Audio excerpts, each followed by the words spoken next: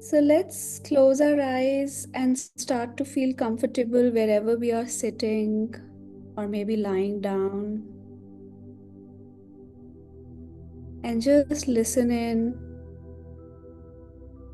Take a deep breath in through your nose and slowly exhale through your mouth. Again, in through the nose and out through the mouth.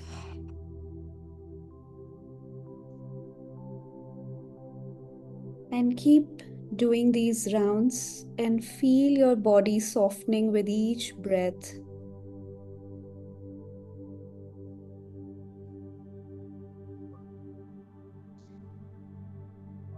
You can gently imagine the roots from your body into the ground, wherever you are sitting, on a chair, on a mat, on a bed. Imagine that there are roots growing from you into the ground, deeply into the earth, and feel supported, stable, and connected to the present moment. We are in this room together, and we are now arriving here in this space. There's no hurry, nowhere to go. And now slowly shift your attention inward. Imagine your mind as a calm blue sky. The thoughts may appear like clouds drifting by, one after the other.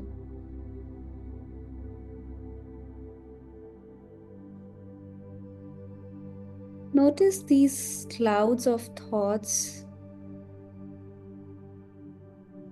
possibly without any judgment.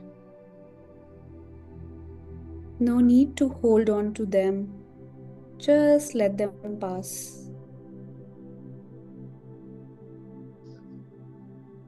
And if a specific thought keeps returning, gently observe it and say to yourself, this is just a thought. I am not my thoughts.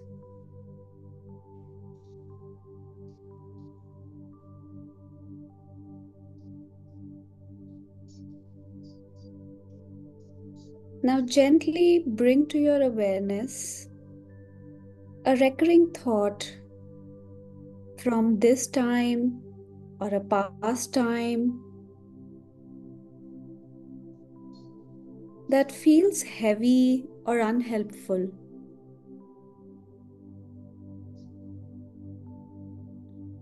Maybe it's a worry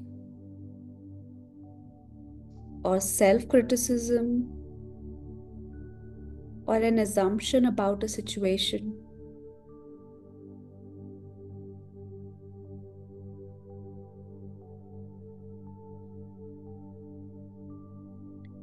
Hold this thought in your awareness and imagine placing it in front of you, as if you are looking at it from a distance.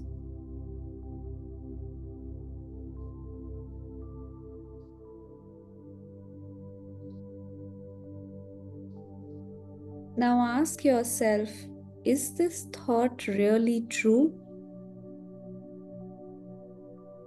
Is it helpful? Does it serve me? If it feels a little distorted, acknowledge it with kindness. And you might say this to yourself, to the thought, that I see you. I understand you are here to protect me, but you may no longer be needed.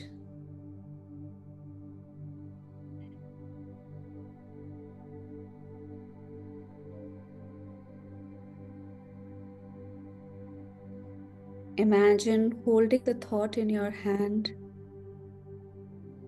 and visualize a soft breeze gently lifting it away.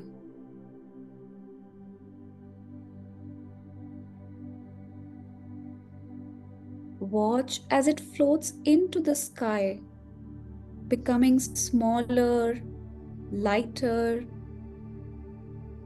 until it disappears. It's okay if there is resistance. Just be with the process and try to imagine that it's going away, becoming smaller, lighter, and repeat to yourself silently, I am capable of change. I choose thoughts that empower me. I'm free to create new patterns of thinking.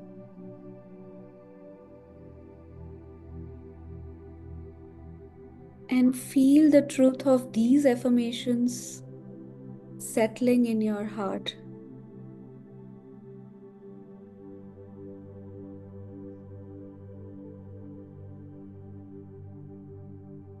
Visualize a warm light glowing in your heart center. This light represents clarity and strength. With each breath, feel it expand, filling your body and mind.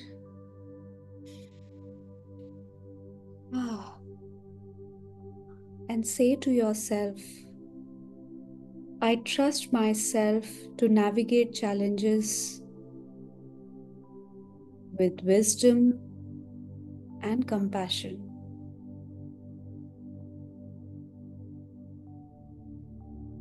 I'm not defined by my thoughts. I'm greater than them.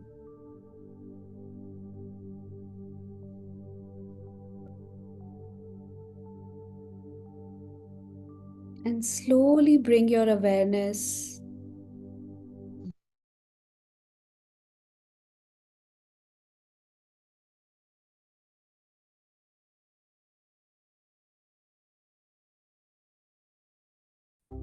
they are simply passing clouds in the vast sky of your mind.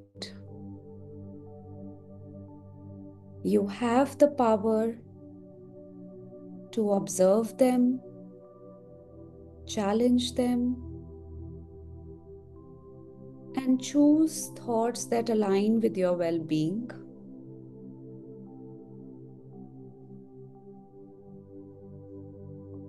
Take a last deep breath in for this meditation and out through the mouth. And gently rub your palms together. Bring it to your eyes. And then to the heart center. And welcome back to this space.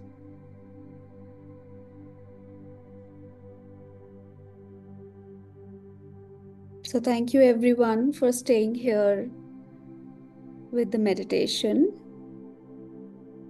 This is also a good time to maybe pull your journal out if you want to, because we may need it during the session.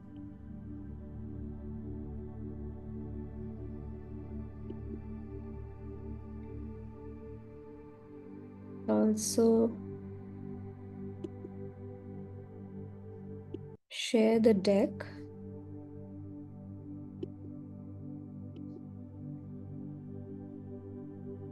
Can you all see the screen with the deck now? Is it clear?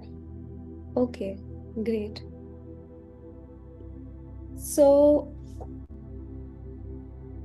we are done with the opening guided meditation, and you may have gotten just some ideas around what may be still troubling us. And it's okay if there was not a specific thought, but you got the overall idea of what we are trying to do here.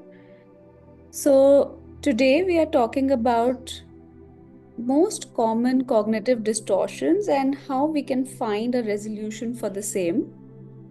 So in last week theory class, we had covered the intro and some distortions, but then we were also left with a good chunk of those distortions. So we had to divide this theory session into two.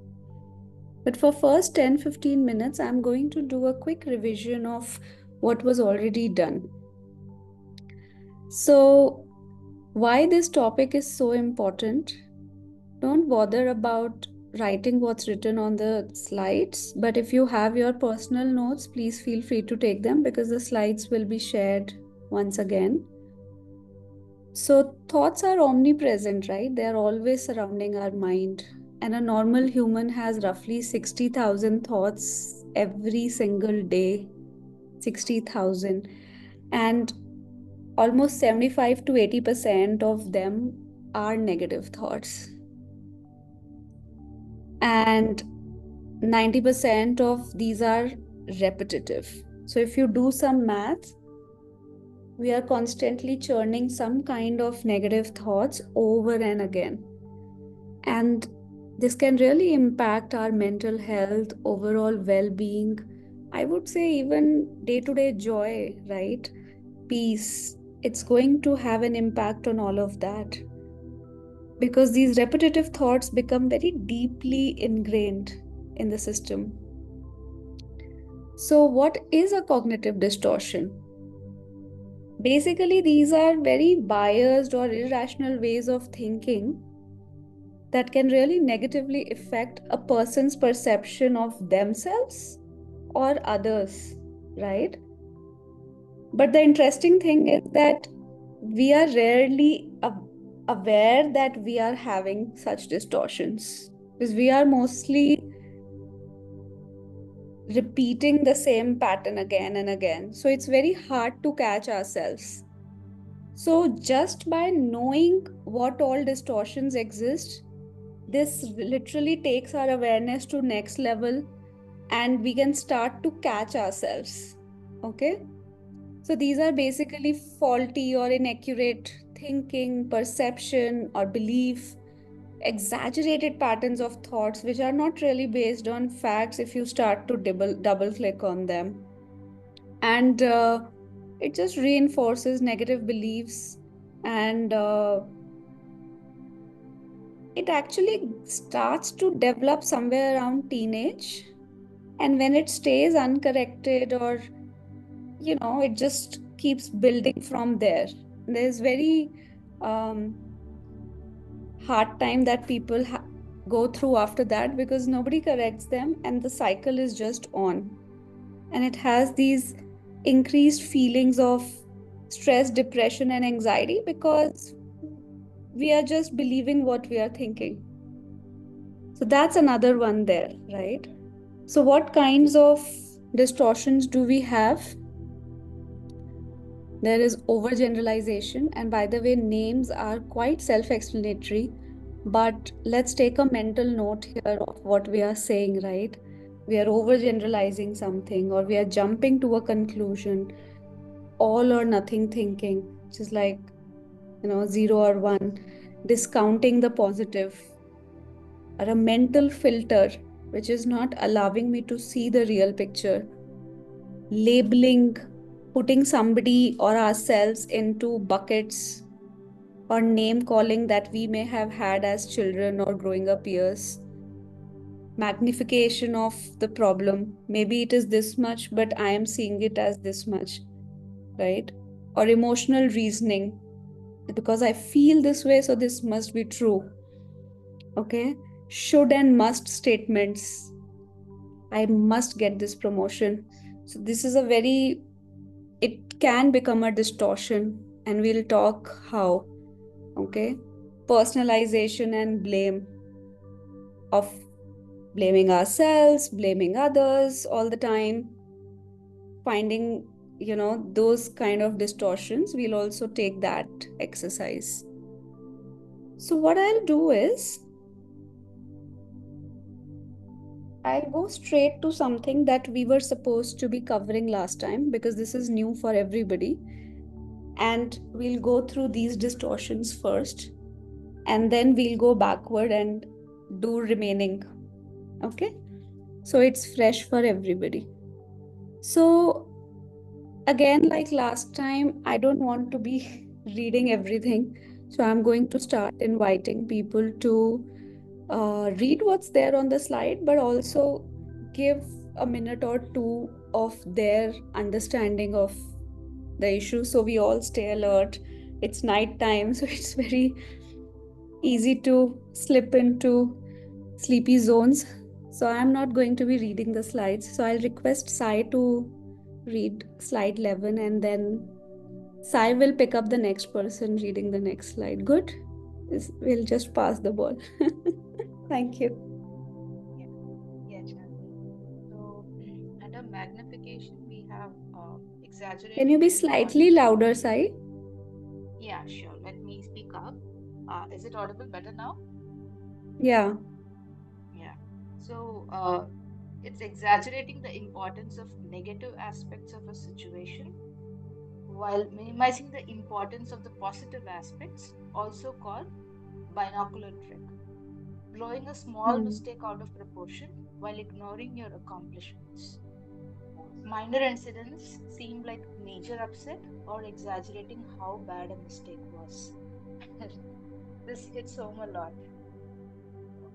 Um, Yeah. I was just having an episode of mine, something at home. I kept the door outside open for my husband to come back in from work, and first thing he found out was, "You always keep the door open, mosquitoes will enter." I said, "No, I heard the car sound, and that's why I kept the door open. I just opened it a minute before you came, and it spiraled out of, So I see what is shared here. It, Yeah. it's it, it's very close to home. Yeah. That's true. I think we all can relate with what you're saying here, that we magnify something.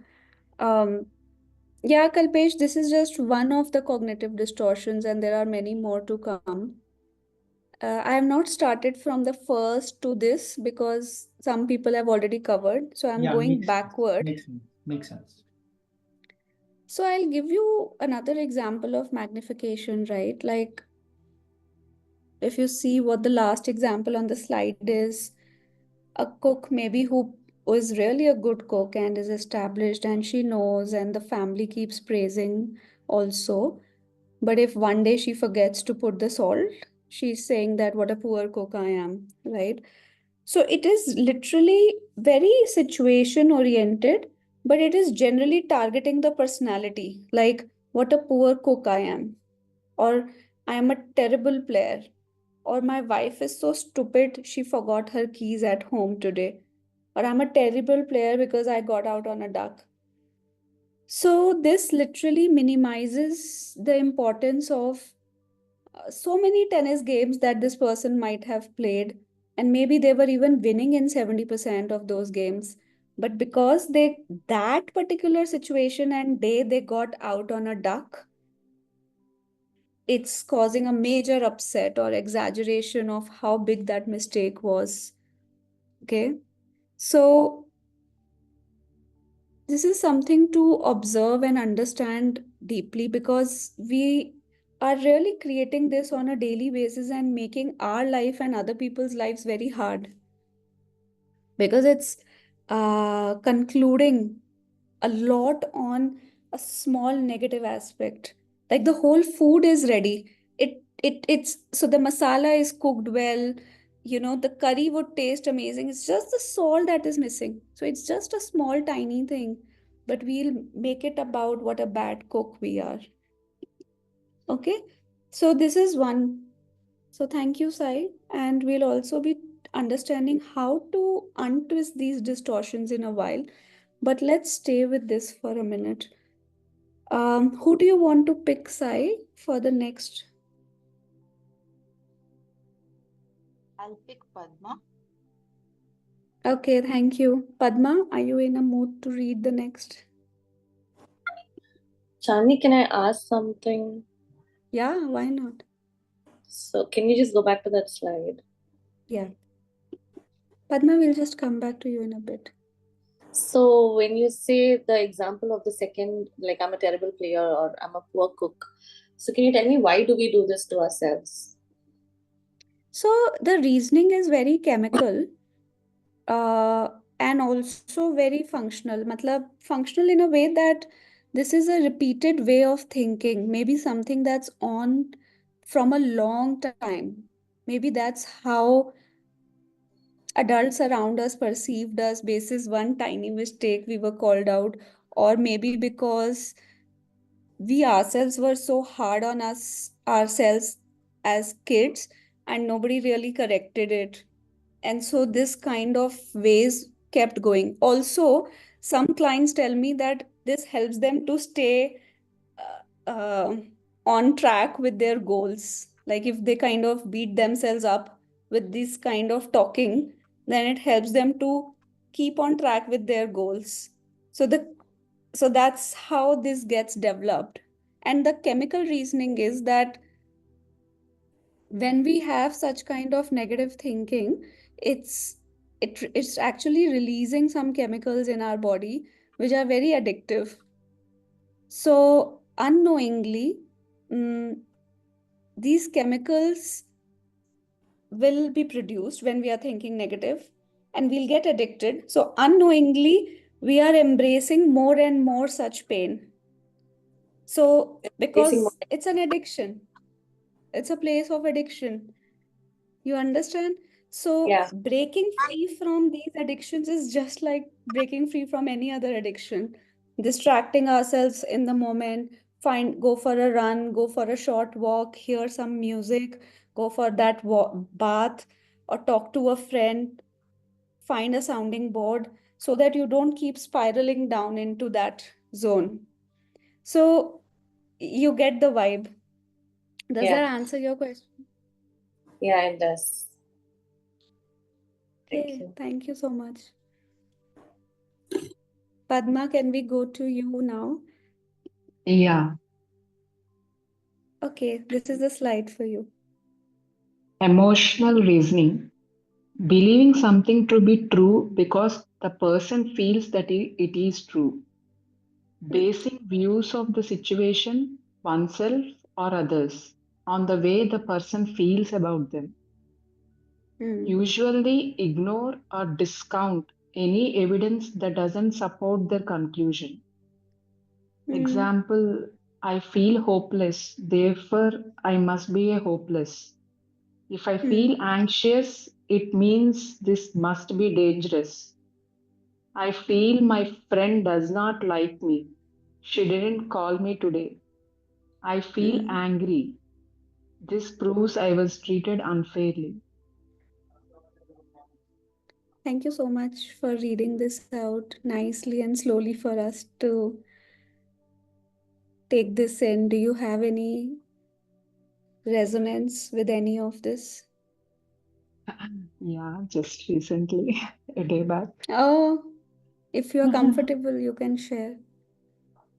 Yeah, uh, actually, I have a friend or in a kind of relative in Hyderabad, so we kind of thinking about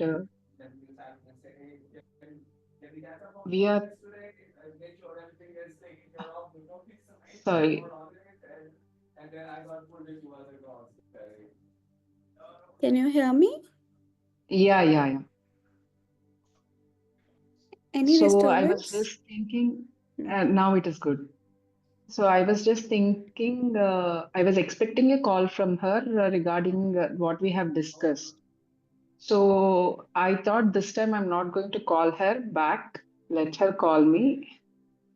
And I was just, my mind was just imagining all sorts of things that she has done in the past, or she's like that, she doesn't care, um, all sort of reasoning she it was given. And today she gave a call and she was just kind of talking to me about what happened to her these days, and how she went to the doctor, and how things are not working right now at her place. Then I was literally like, oh, what nonsense I have imagined, Yeah, I thinking that she understand. doesn't like me, she didn't care about me, whereas she literally cares about me, and I am the one who is still not thinking that how she was at this point of time. If she didn't give me a call, I should have thought that what would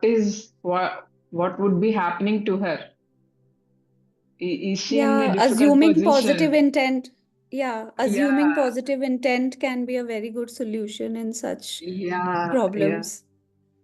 No, but this is so nice of you to open up, and I think we all can relate with what you are saying here. We all have done it at some points in our life where we are cross with somebody because they are behaving very weirdly, at least on the Yeah. surface. Yes, yes, yes. But instead of investigating or inquiring, we get into this loop of because I'm feeling left out, I'm feeling excluded. So it must be true that she Yeah, is actually not a great friend. Okay. So yeah, so that's very interesting. You brought it up because I think a lot of us go through these cycles.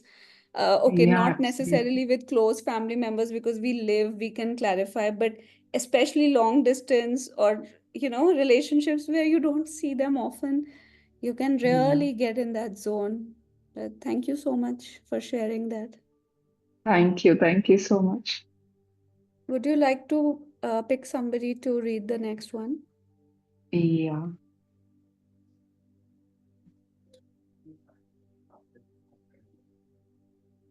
Uh, Sai, Aishwarya, you're ready. Okay, we'll go to Aishwarya. I think Sai has a question, so go ahead, Sai, and then I'll go to Aishwarya. Thank you, Padma. thank you. Yeah, thank you, Shah.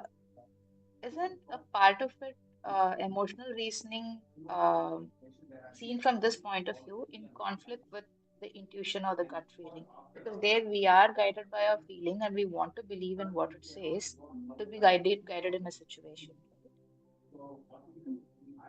Yeah, that's right. But I just have a counter question on it that what stops us from doing a gentle inquiry to validate that intuition? Is it really the intuition or the ego?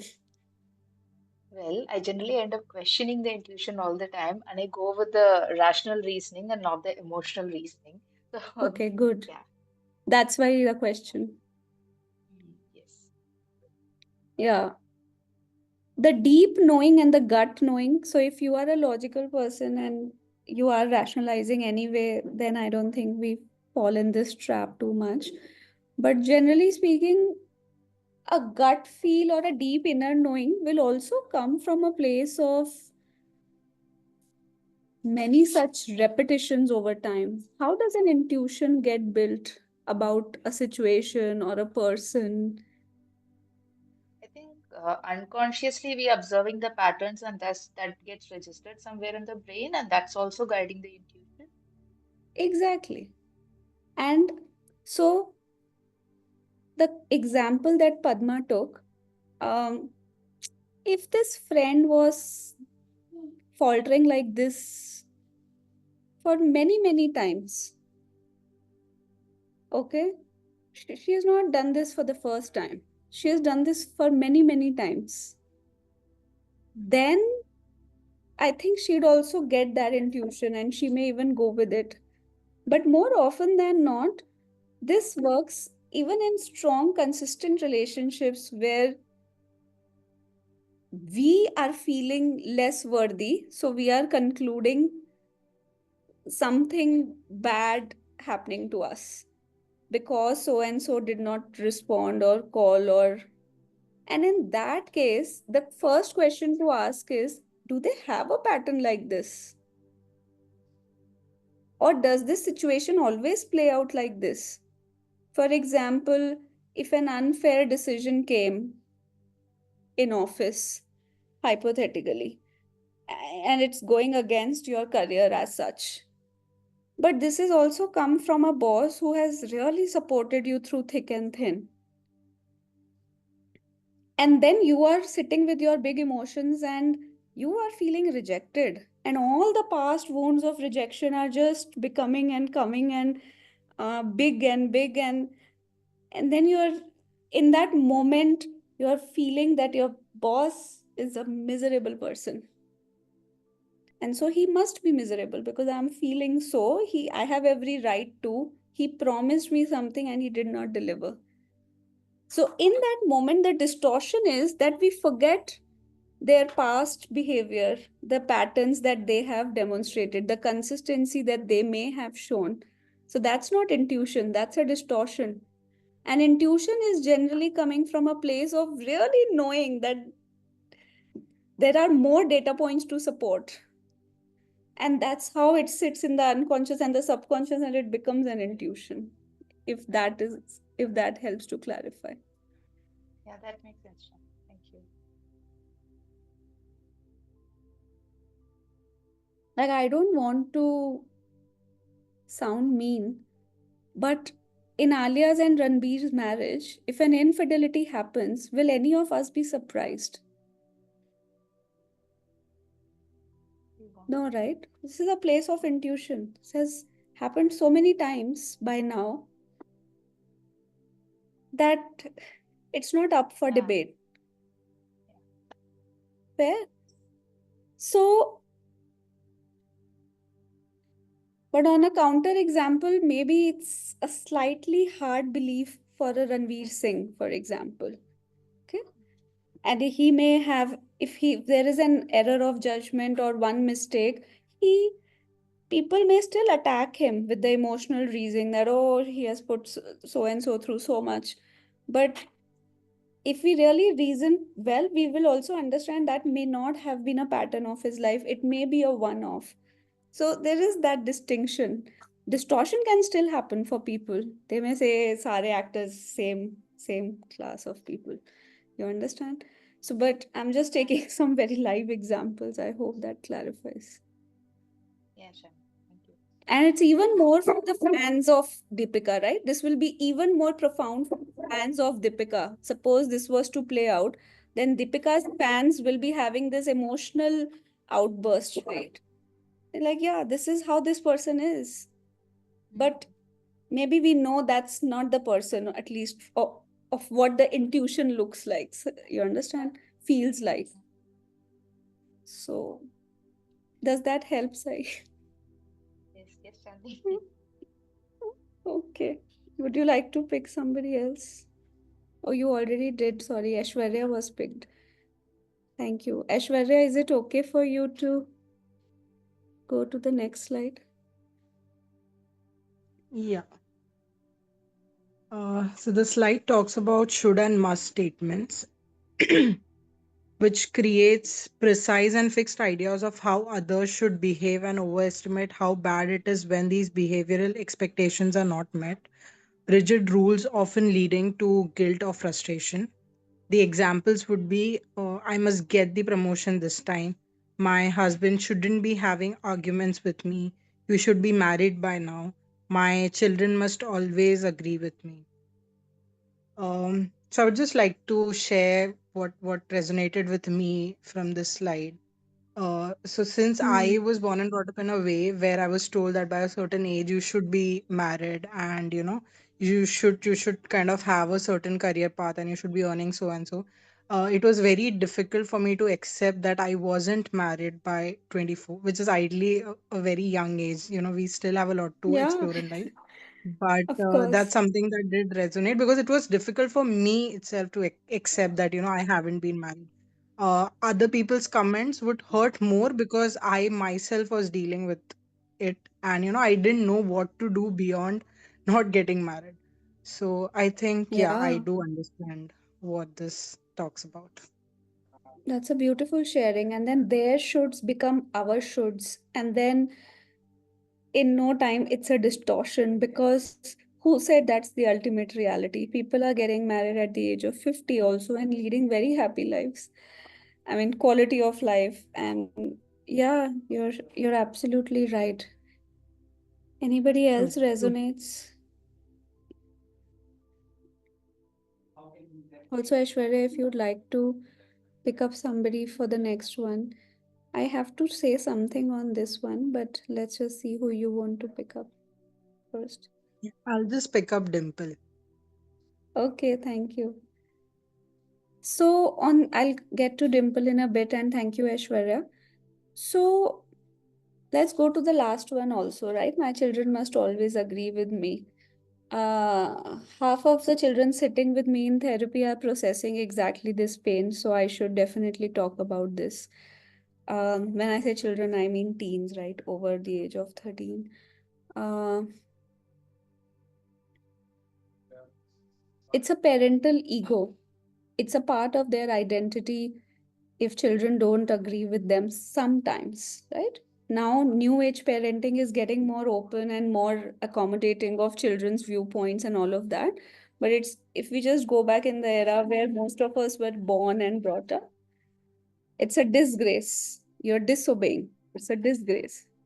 So a parent could feel that either they are not a good parent because their children are not agreeing with them, or they could feel that their children are not good humans because they are not agreeing with them.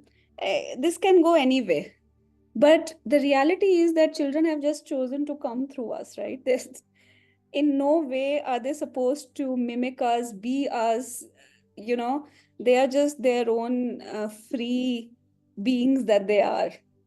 So these kind of shoulds and must statements, whenever we are speaking like this, but ye to nahi hona chahiye tha na, this should have never happened.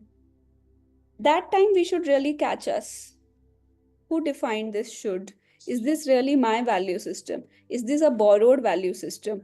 Did I agree so much to my parents that today, if my child does not agree with me, I feel it's a disgrace and a disrespect? What are these shoulds and musts? Where are they coming from? So, this is one way to catch ourselves, the language. Okay. So, and then go deeper into that journey of really knowing what's going on. With that, I'd like to request Dimple. Hi. Hi, Chandni. Hi, Actually, I want Srushti. explanation. Yes, yes, yes. Okay, I Srushti. want explanation on the first line. I must get the promotion this time. Okay. Yeah. So, I didn't get that because means what happened with me is we are a group of five team trainees. Okay, and Hmm. we five work very hardly to achieve our goals. And in that, Yeah. what our manager chosen two people to get Okay. further, okay? And three of us left Hmm. behind. And then later, we get to know that again five group of people came after 2 months, okay? And he promoted Hmm. all of them. And we asked him why you don't promote us and all these things. So he just didn't answer us well. And then we hope that I must get Of promotion course. this time. So Yeah, how because you it have put in so much work. Yeah, exactly. So I'm just in that phase only. So I just want some explanation that, like, how should I perceive it or should see this thing? Yeah, so there are this is a very good question, because these are especially very hurtful situations. And so to assume any kind of positive intent or to really understand what's going on may not be possible. But what we are saying is that there will always be unseen parts of this decision making that you have no access to, Srushti. And him not answering or not giving enough explanation is not helping also. Like if there was slightly more openness, maybe the mind was easy to put rest to. You understand? But in this case, he's also not giving any explanation. But let's just go with this example, right? So, in a typical organization, there's a bell curve. They can promote fewer people, they cannot promote all. To that, you may have a reasoning, but in the next cycle, he promoted all five people. So, what happened there? Now, Yeah, we don't know what exactly. kind And of budgets, yeah, we don't know what Mhm. kind of budgets were available when it was the time for you guys, though, where you were a group of those five people, and what kind of budgets did he sit on this time? And guess what? He chooses not to even share. What we also don't know is in the overall organization, how many heads were supposed to be promoted, and all five got promoted from his team, maybe because there were not enough and more people from other teams who were worthy of a promotion. So all five got promoted here. But maybe in your time, there were people who in other teams also. And so at a group level, they could only promote so many. And so three of you were not promoted. But where we are taking this is organization standpoint. The other side could be that we perceive that there has been a lot of hard work and a lot of effort that I have put in.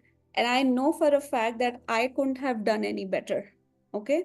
And I also, to some degree, understand that others have also worked fine only. But what I do not know is the perception that is there of me in that team, in that leadership, you know, and that may not be right, or Mhm. that may be right or wrong. Perceptions are perceptions, but sometimes that's leading to or not leading to a promotion. So if you read the first line, it says it creates precise and fixed ideas of how, in this case, the manager should have behaved. Okay. Mhm. Uh, but we do not sit on all the data to conclude anything, Srushti. Like, of course, there is some cursory data that you're talking about, but a lot in these organizations are not revealed. Okay. And it's good if it is revealed. And also, you are probably slightly overestimating on how bad it is because you are also in control. You can, if you want to, escalate this to your next up. Okay, I did it in one of my teams. So I am a first hand candidate of taking it to my super boss and saying, what's going on? Why am I not being Mhm. promoted? But if I was to overestimate it in a way that my boss is the ultimate authority, it's a, well, it is what it is, and it is how bad it is, and then keep cribbing about him, then I may not be able to take, if I don't get out of that distortion that this is it, it's so bad, and I'm stuck here, then I may not be able to take that courageous step to go and talk to the senior, even if it creates some ripple effects, even if there is some damage, because there is already damage happening, right? You're not promoting my efforts. So, Mhm. so the point that this slide is trying to say is that this kind of should and must statements have to be more investigated, right? To be able to take some sort of constructive action. And that's where we are, because if it's a rigid rule, first of all, that itself is up for debate. We don't know how many heads were allowed last time for promo at an overall org level. Maybe this time, your time, lesser were allowed, this time, more were allowed. We don't know too many details to conclude. And even if we do know all the details, it is still under your control to go and talk about it. And if that also doesn't work, it is still under your control to quit this organization and do something that where Mhm. you are worthy and where you are Yeah, valued. exactly. But the Yeah. distortion keeps us in that feeling of frustration and kind of stuck. And we then suffer, right? Then we just Mhm. suffer. So pain is inevitable. Of course, it is going to hurt if you worked so hard and you, but suffering is not inevitable. Suffering is what we create. So I hope Mhm. that helps to explain. Yeah, exactly. Thank you. Welcome. Uh, Okay, great discussion. Keep the questions coming. I'm sorry, who was picked up? Dimple. As I see Dimple, I remember. Okay, can you please read this one? Personalize and blame. Blaming yourself or others for things outside their control. Involve beliefs that others are behaving negatively because of them without giving any consideration for more likely explanation for this behavior. People can blame themselves for everything that goes wrong or could go wrong. Example, my son got bad marks. This is all my fault. I'm a bad mother. It's my manager's fault that I did not get this promotion. My marriage is bad because my spouse is totally unreasonable.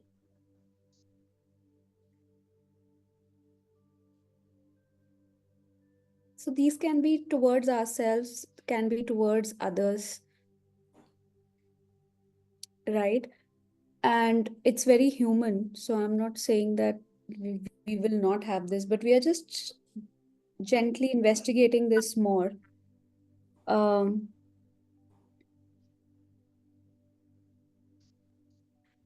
do you have a comment on that, Dimple? Forget about these examples, but in general, from your life where you may end up blaming yourself or another. So for this instance, I don't blame myself, but I give credit to myself that Good. the marriage is doing well because I haven't walked out of it. Oh, wow. Yeah. So this, I happened to tell Yeah. the statement, I think yesterday or day before also to my husband. And you need to be happy That. that I haven't left you still. So, yeah, Is that's that a subtle blame to the is that a subtle blame for your husband? no, Just he gets the curious. point. Good. Good So, if he gets the point. Yeah, I yeah. understand. So, Okay. bad marks. Anybody else? But sorry, you were saying adding I, something, Dimple. I was just talking about the bad marks for the son. That's like now and Yeah. then, however the situation calls for it at that time. Sometimes you're a good mother, sometimes you're not. Sometimes you do justice, sometimes you can't. It's okay. Yeah. Yeah, exactly. And more than anything, I think the blame and all of this is a very learned way of helplessness. What happens when we blame another? This is learned helplessness. Okay, we can't do anything better, so let's blame it on the other. So, like my husband recently quit smoking, it's been 3 months. So much so that my voice increases a little bit. It's like, that's the problem. Now I feel like going having a smoke. So, and then I say, It's not, it is the whatever lack sails of your boat. control. He's putting it on you. Yeah, whatever sails your boat, right? I Yeah. just said that with a smile, whatever sails your boat. And then he's like, I'm not blaming you. Okay. But the message is conveyed. So this is helplessness, right? Because it's a long habit. He's trying to quit, and so it's just easy to throw it at me. तूने तूने थोड़ा सा ऊंचा volume में बात कर लिया, अब मेरे को ट्रिगर हो गया. Now I'm going to go and smoke. So, you know, so this is something to understand. We do it, and we all have done it to ourselves, to our closest people. Madhuri may have some input. Yeah, I was saying that I have seen this or observed this one step ahead also, where if people don't have any other person or themselves to blame, they blame God. Or some, some force that they believe in, they blame that. Like, Yeah, I think it, apart from, I mean, helplessness is one thing, but it's also that they don't take accountability of their own actions. They don't want exactly. to, but they don't know, or I don't know, but yeah, I have seen that they don't want to see that what they are doing wrong, but just put it out on the other person, or Yeah. themselves, or if not either of them, then God. Yeah. In fact, I would like to clarify, maybe it got mixed up, that you're right. The learned helplessness is basically a way to avoid accountability. That's what I was trying to say, but maybe I didn't finish correctly. So you are right. So the learned helplessness is basically keeping the accountability out, right? So it's very true what you said. The accountability is hard to. So and besides that, victim seat is so warm and nice and comfortable, like uh, in a bad way, but it is like, if you go and stand under a cold shower, it can do amazing things for you, but do we really want to do that? Because we are very comfortable with the warm water. Brings me to that point also when we were doing the shadow work, where when it is our fault, we try to rationalize that I did this because of this, because of that, because we try to build all these safeguards around us. So I Hmm. think that also helps in victimization our own actions. Yeah, that's so true. Very true. Chandni, I have a question. Just going by the example that you gave. So when someone gets triggered, like in case of your husband, he wanted to do something which he's been doing and he was trying to control. So why do we get back to a regular pattern that we know is not good for us? One is that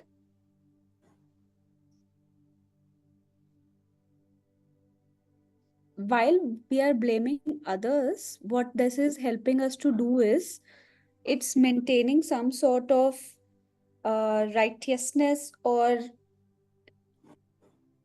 I am not wrong, that I am right. And that is very uh, positive thing to feel, right? मेरी कोई गलती नहीं है. Chandni said this, and so I got into this, right? So, because he's trying so hard to quit, it's very hurtful to own that I have again spiraled, and like so Bringing much things. hard work has. So I want to not, take this on to myself. I want to still maintain I am a good person by doing this. That's So one we thing. okay. That's one thing when we are putting the blame on another, right? That's also not okay. But the other end is also true. When we are so self-blaming, so self-critical, that we cannot see it any other way, right? Like, you won't hate me, Shipra, if I take an example. She has attended 96% of the classes. That's the kind of attendance. Okay. And Okay. she genuinely wants to attend the remaining 4% also. But that's not the point I'm trying to make today. The point I'm trying to make is that she is very hard on herself for not being able to show up for these 4% classes. So and when I was requesting her to be more self compassionate, she even came up with an reasoning around that she has had a pattern in the past where she will keep missing all the good things, or good good classes, or etc. So she wants to be this critical person for herself, at least so that she reaches in these classes, you understand? So there is a lot of hidden blame towards self there, right? And it's kind of a little bit of a distortion only, because the truth of the matter is that she's attending close to all classes, and remaining are available on recording too. And there is app Breathwork also to cover up. So it's as such nothing missed. But if you can understand that she's not leaving any scope for her to move, so she's in a self critical blame zone, that's also a distortion. And I think we all relate, because this may be classes for her. For me, it may be कोई भी session खराब नहीं जाना चाहिए. I have now made peace that I will have my days, and there could be one out of 100 sessions that will go bad. And frankly, it stays with me for a while, you know, it stays with me for a while. But now the turnaround is much quicker of being able to bounce back from, हाँ यार हो गया ये नहीं अच्छा गया ये session. So this happens with all of us, but I'm just trying to take some very real examples. I hope, Shipra, you haven't minded this. Because it's also something to look within and be creating more space for ourselves and letting ourselves breathe through the mistakes. And some things are not even mistakes, like missing 4 classes out of 100 classes is not a mistake, but it's a distortion that we are being so hard on us. Same for me, like goofing up one session. Yeah, I am a human, right? And there is not even a single negative review so far on my Google or Practo. But tomorrow, if one comes, it should not send me in a spiral that, oh my God, like I'm such a bad therapist. So, okay, great discussion. Who do you want to pick up next? Me just I'll one pick point here. Yeah, Kalpesh, go ahead. I was saying, Sorry, Dimple will come to you. thank you for making us feel that you are also human. The psychologists are also human. Oh, for You are sure. not that super god or some Kyani Baba who has figured out Oh, life and he's like, not at all. Not at all. Somehow my environment in the beginning when I became a therapist found this very nice line. I said that in the retreat also, no, Kalpesh. Arey, you are a therapist. yeah, You yeah. you are a How can therapist. you? Like, Yeah. how can you? And fill in the blank, whatever, right? So I'm like, yeah, right. And to be very honest, I really went with that story for a while and really thought that it's true. Like now I can't make mistakes that often, okay, because I am the therapist. Yeah. But yeah, I mean, the education is such, and No, but when you you're, are taking away the power of trying out new things, right? If from yeah, yourself, if you give yourself the ability to fail, right? Then only you'll try out new yeah. things. I give that. Correct. In Yeah. fact, some of those were not even failures. Some of those are that in addition to being a therapist, I am also a mother, right? So, as Mm. much as I want to be understanding of whatever my son is telling me, at the end of the day, there are some short-term discipline things we are trying to get through with. So, if I keep on understanding that हाँ आज homework नहीं हुआ कोई बात नहीं tomorrow homework नहीं हुआ no problem third day also homework is not done no problem because I am an understanding therapist then this is in complete contradiction with my mother as a my role as a mother because at some point I have to tell him that this is not happening and so he will play this card. You are a therapist, Mama. At least you can understand. I said, no. And for the first few times, I was going in a spiral with him. He's catching me like this. And my husband, too, right? He will also say that, Arey, you're a therapist. At least प्यार से बात कर and प्यार से बात कर like talk to me lovingly okay that's what I do 6 or 7 out of 10 times but how can it be a 10 on 10 times like don't take away humanness out of me because I'm a therapist and I teach people how they can speak better in relationships so that doesn't mean that I will be speaking perfectly 10 out of 10 times so just this is a distortion at their end and I am correcting them. But initially, I believed and I was flowing with that I can't do a mistake. I shouldn't be doing any mistake in any Yeah. way.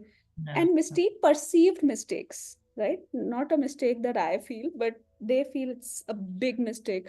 So, anyway, great discussion. So, thank you, Kalpesh, for adding on. Do you want to pick somebody, Dimple? Yeah, I'll pick Madhuri next. Madhuri, you are straight away taking us to some solutions. And Okay. so read one solution and give your 2 cents about it. and then pick the other person. And if Okay. they have any clarifications, I will give some examples to understand these solutions. So, resolving distorted thinking.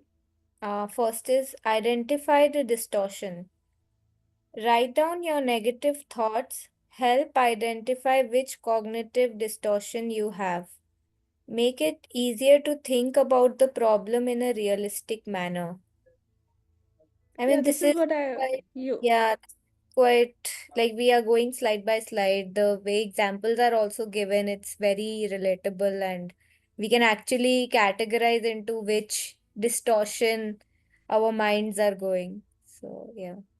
yeah, Uh, and this helps to catch ourselves.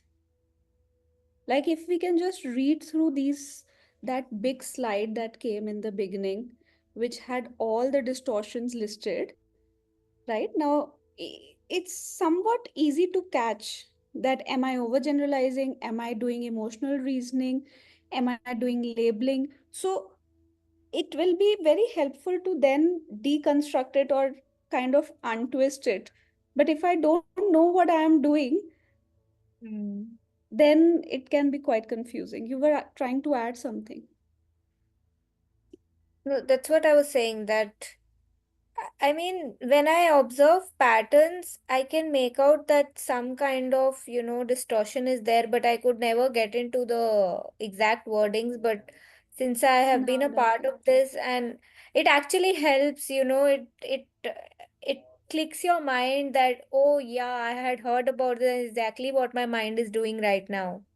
So it's easier Yeah, to observe yourself also once you actually read about this stuff. Otherwise, you yeah, just keep very on thinking that why is it happening to me? What is my mind trying to do? very true.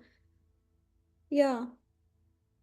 Um, So, like I'll for me, because there yeah, were always some history of depression in my family, for me, I have to be very careful about this one where we basically discount the positive, right?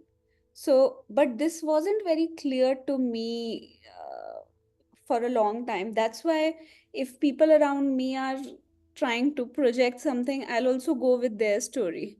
I'll discount the positive in me and I'll say, maybe I need to do better, you know.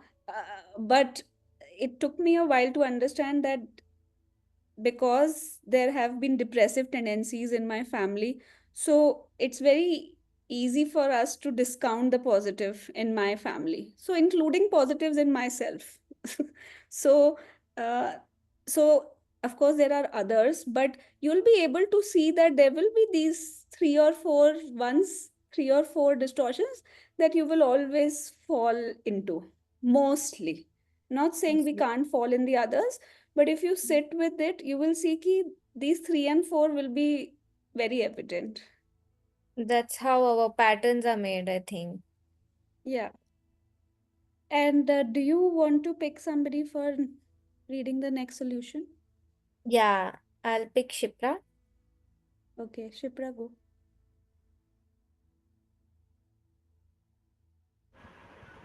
Examine the Oh evidence. my God.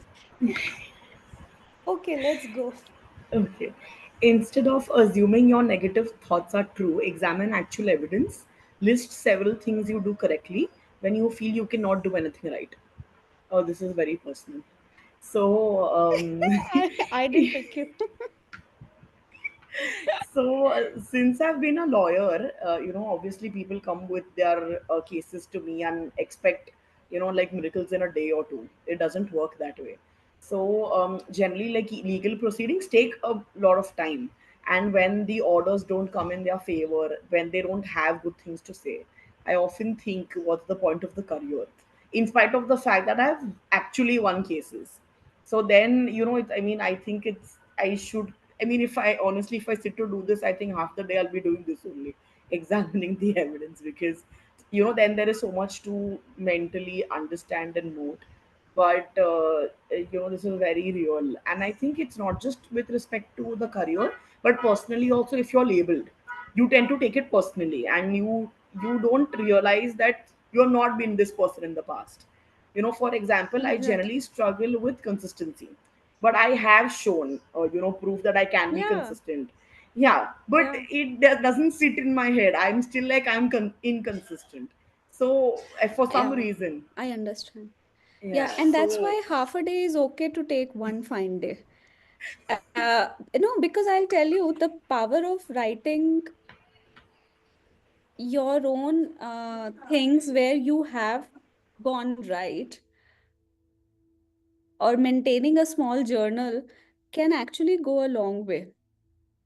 So, like if consistency is an issue, why just these classes? Even if we let's just make this one data point that I am consistent in online breathwork community. Okay, call it just one data point. Pick up three other places in your life where you are consistent. So what that does is it builds some sort of record in your head to start finally believing that you have become more consistent over time. Does that help? So, but this requires some thinking. yeah, yes, that's true. Thank Okay, you. great. Yes, Welcome. Sai, yes. go ahead. You have a question? I have a share here. Yeah, For why not? examining the evidence, I have been doing this activity with my husband. Wherever he points out something I did wrong, I'll listen to him, Hmm. I'll fix what needs to be fixing, and I'll make him tell three things that I do good. Ah, very good. And I also take this as an input for myself. When I sit and find fault with him, I should also think about the good things that does for me. Yeah, if couples start to do this, many divorces can be saved.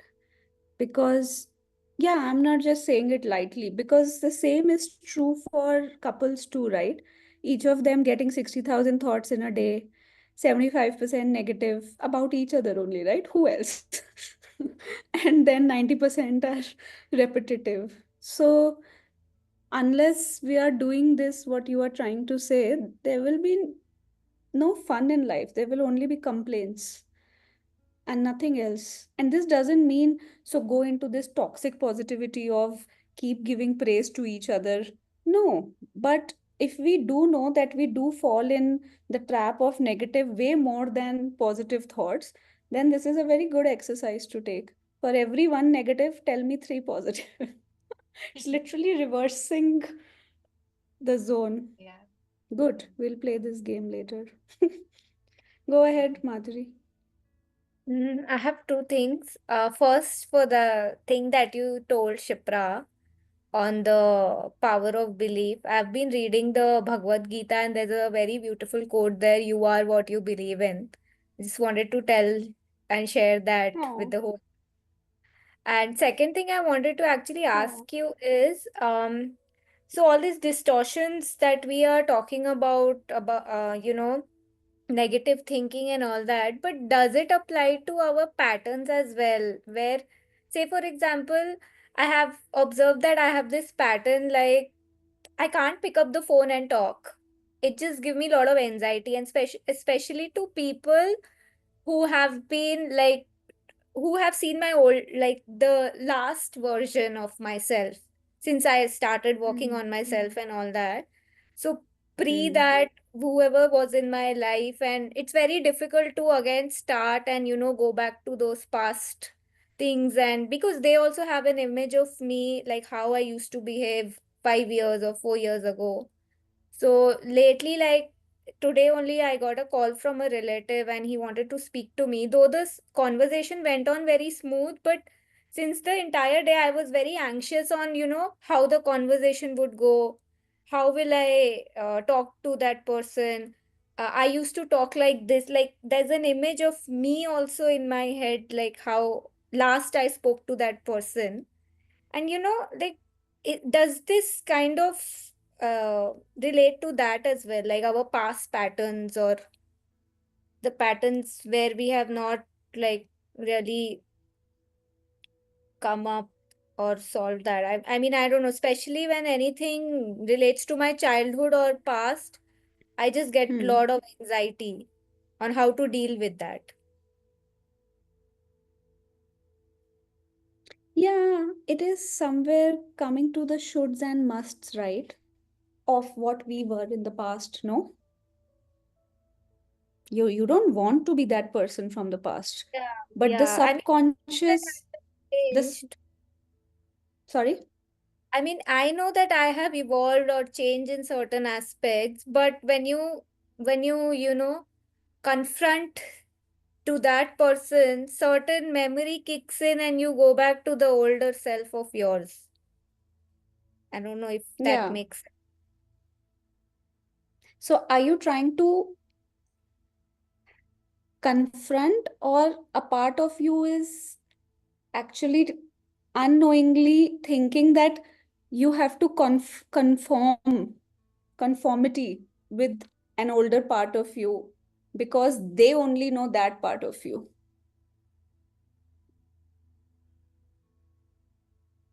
Yeah, I mean, in my head, I think that they only know this part of me. And And that's I'm, why I should, if I can't be that old part, then now this is creating a nervousness in me. yeah, yeah. So it's a kind of a should or a must that's coming from them. She must be the same way as I spoke to her last time, but she isn't anymore, you know? Or maybe So, this is my mind thinking that they think like that. I mean, I don't know what they yeah, are thinking because I'm talking to yeah, them yeah, after 3 years. yeah. So, your distortion is that they must be thinking that Mm. I am where they left me 5 years Yeah. back. So you have to work on that particular distortion that I was just showing up. It's the should or must wala jo that we figured. So every pattern has a distortion. Let's just Mm. say that No, it will have this- some component of distortion. You will be able to trace it back to one of the 10. Mm. Good. Thank you. You're welcome. Yes, Srushti, go ahead. Actually, I want to means go back to the blame and personalization and blame. Okay, so Yeah. there, what happens with me? Like, I used to think that like, everything what is happening is only I'm only responsible for everything. Okay, in my life. Hmm. Hmm.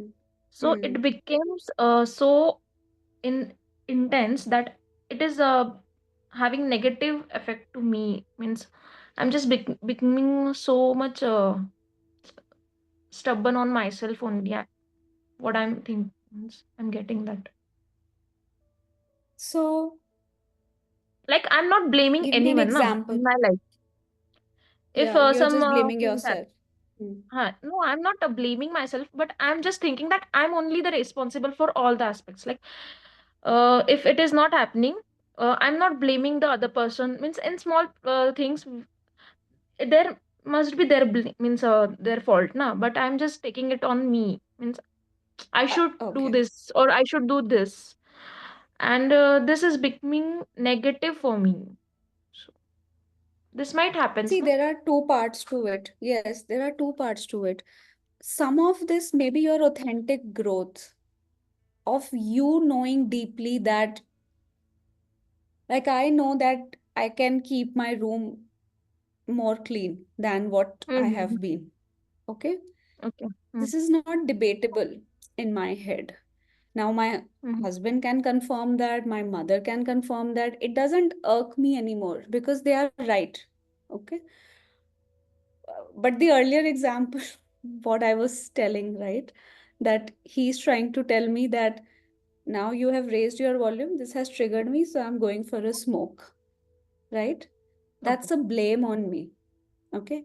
And I Mm-hmm. won't accept it.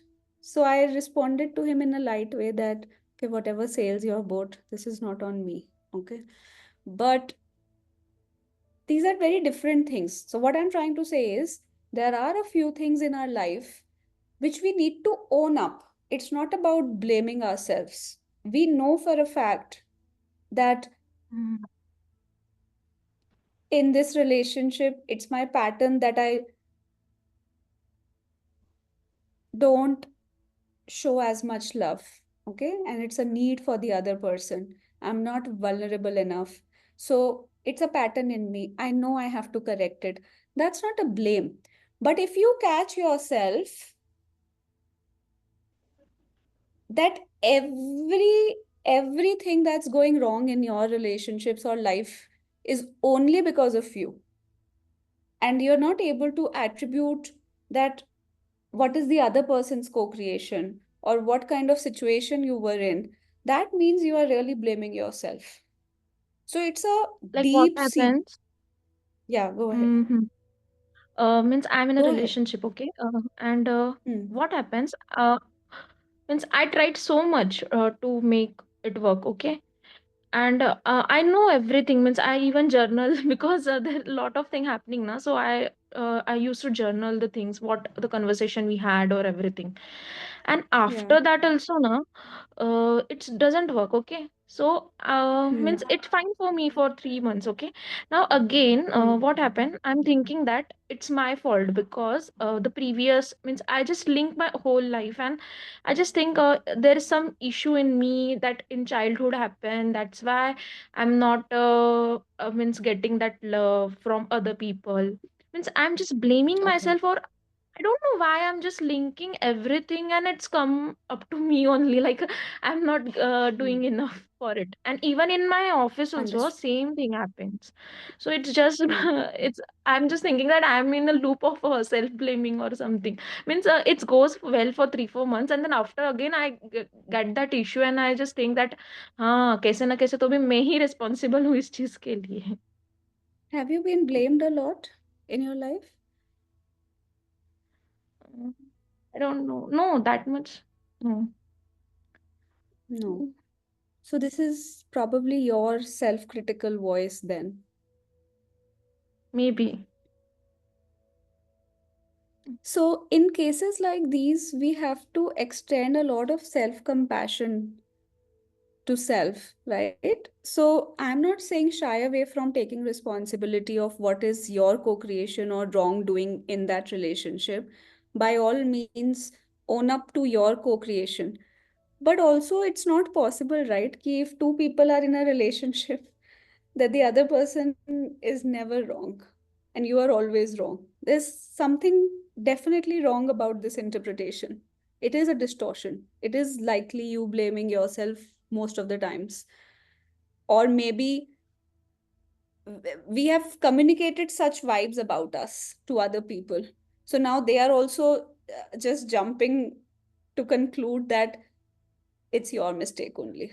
You understand? So we may also knowingly, unknowingly pass this vibe about ourselves in our workplaces, in our personal relationships.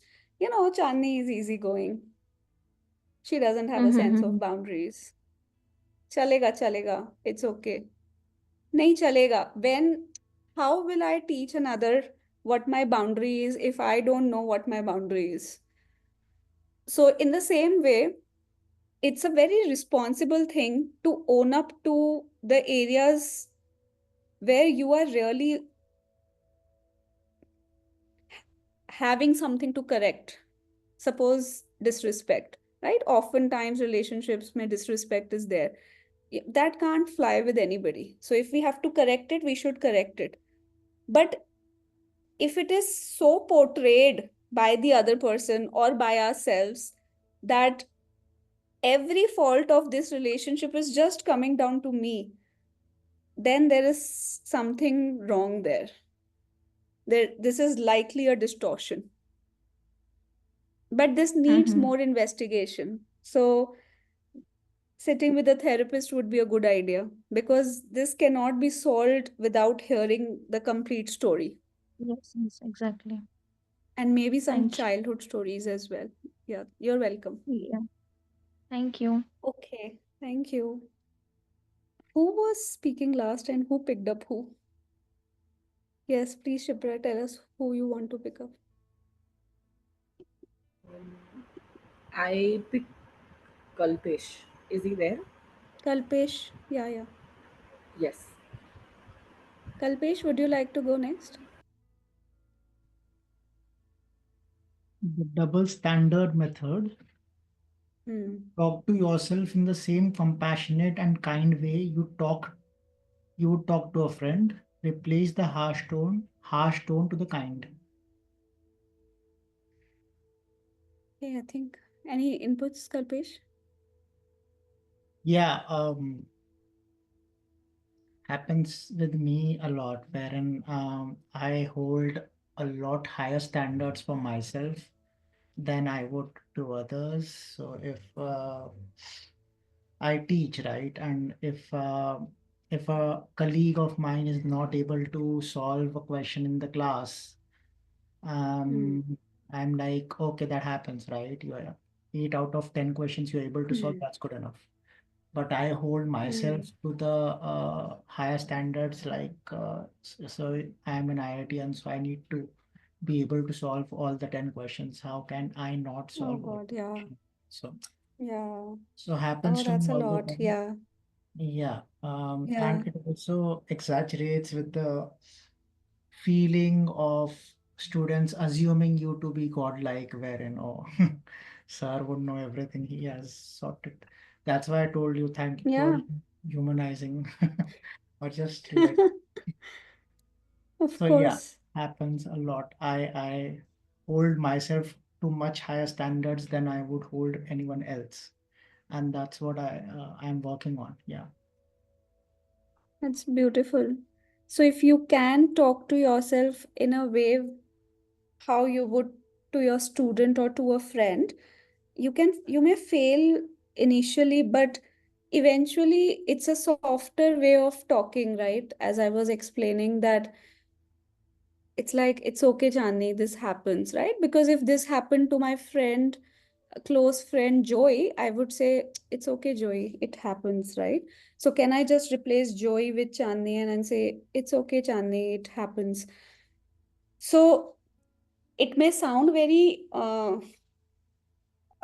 not true to begin with when we start talking to ourselves like that, but slowly, slowly, it will get better. Yeah, yeah, makes sense. Okay. That's what I'm Do you thinking. want to pick somebody else? We have last 2 minutes. This was a Yeah, 90-minute theory as class. as Shushti spoken. Not a slide, maybe you can. Yeah.